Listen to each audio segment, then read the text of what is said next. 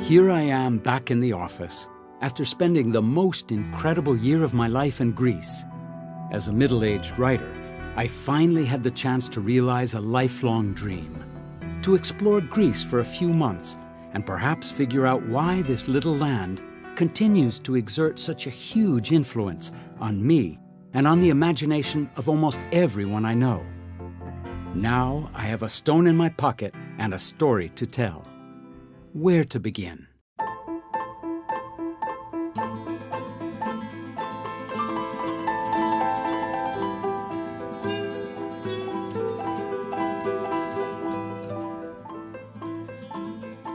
Well, as a boy, first I loved dinosaurs and then cowboys, but then abandoned them both for the more enduring passion of Greek mythology. The gods and goddesses, heroes and stories of ancient Greece awoke my slumbering imagination and lured me onto a path of discovery and my own brand of storytelling.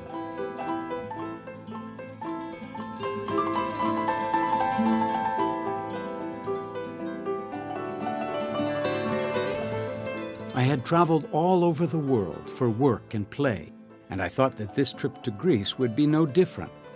A month of exploring and research, looking for stories and pictures, but I ended up spending almost a year.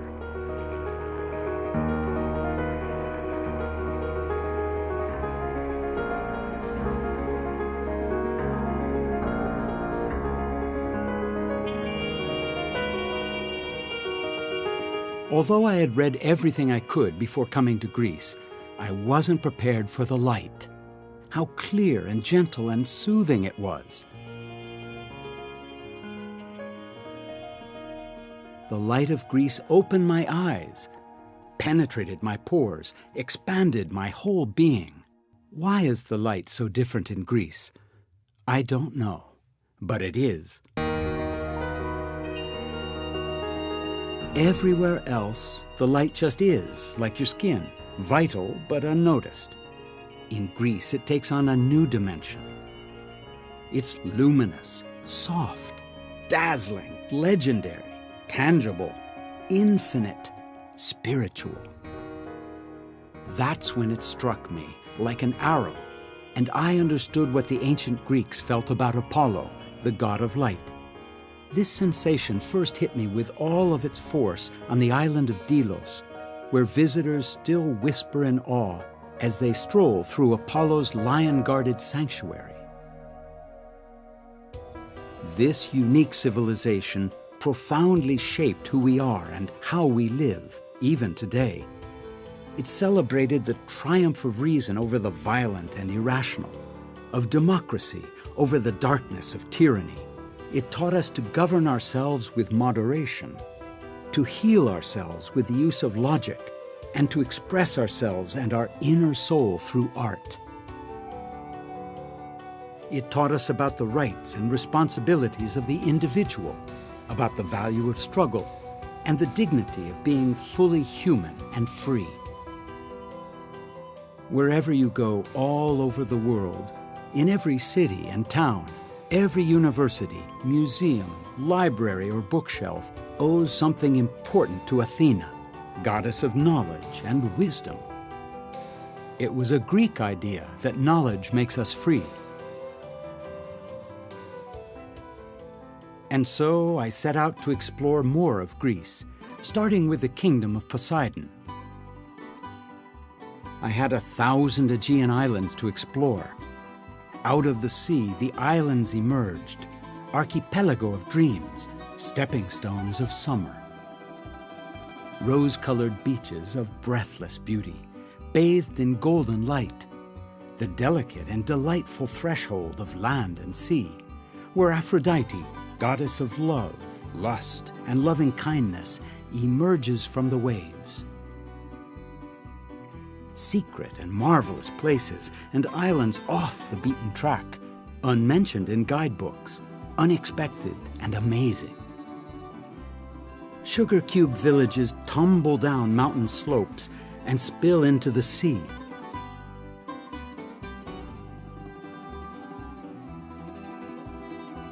And when the day is done, The moon and her stars paint the sky in brilliant constellations, named from Greek mythology by ancient sailors navigating their way from island to island across the broad sea.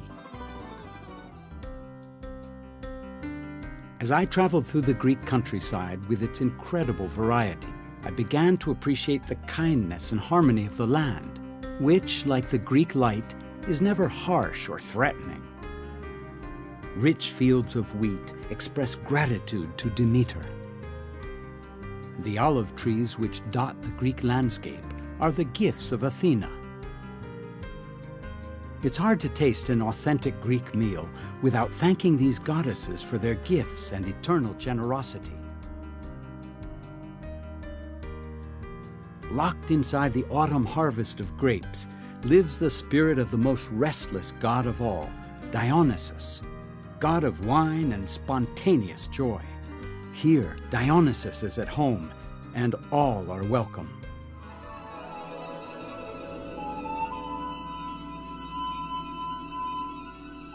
Summer ends, and life in Greece ripens toward the fullness and transformation of autumn.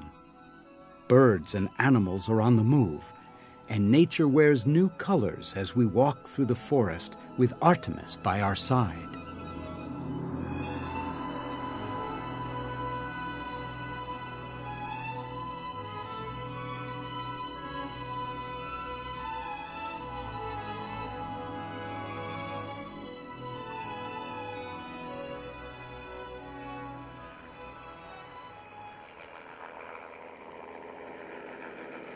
The call of adventure drew me upward, into the thin air and snow.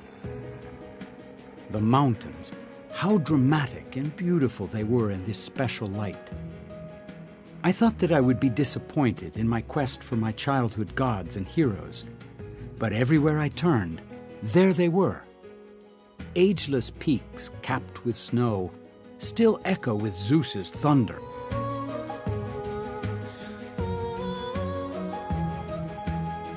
Once upon a time, the father of the gods let loose 2 eagles who swept over the whole earth and met again here at Delphi, the center of the ancient world.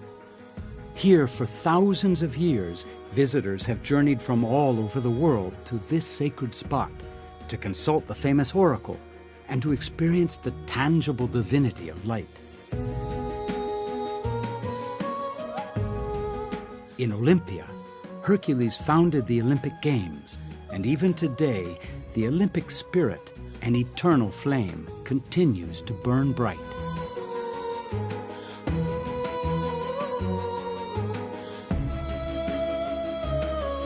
The games and contests of the Olympics celebrated not only the dignity of struggle and the glory of human excellence, but the timelessness of art and beauty as well.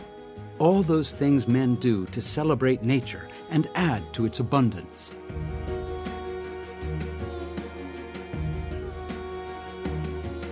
Traveling through Greece, everywhere you discover ancient theaters that still gather the energy of the earth and sky. At Epidaurus, I felt a stillness so intense that for a fraction of a second I heard the great heart of the world beat.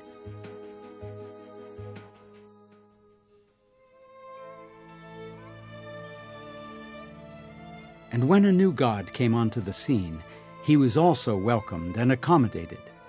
The old gods took on new names. Byzantine churches and monasteries were built, expressing the Greek people's gratitude for the miracle of life. Every place so unique, so different, so special. And the land's most precious inheritance, beauty, measure, proportion, and human scale, show a balance between man and nature and make visible the dimensions of the heart. I was a little wiser now about how to travel and see things with fresh eyes, and how to understand things with the senses and not just the mind. Greece had made me free and whole.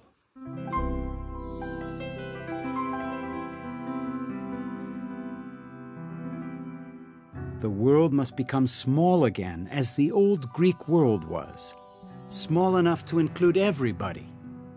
Greece has given me this incredible gift that I could now take with me anywhere: the ability to seize the moment and enjoy the fullness of life.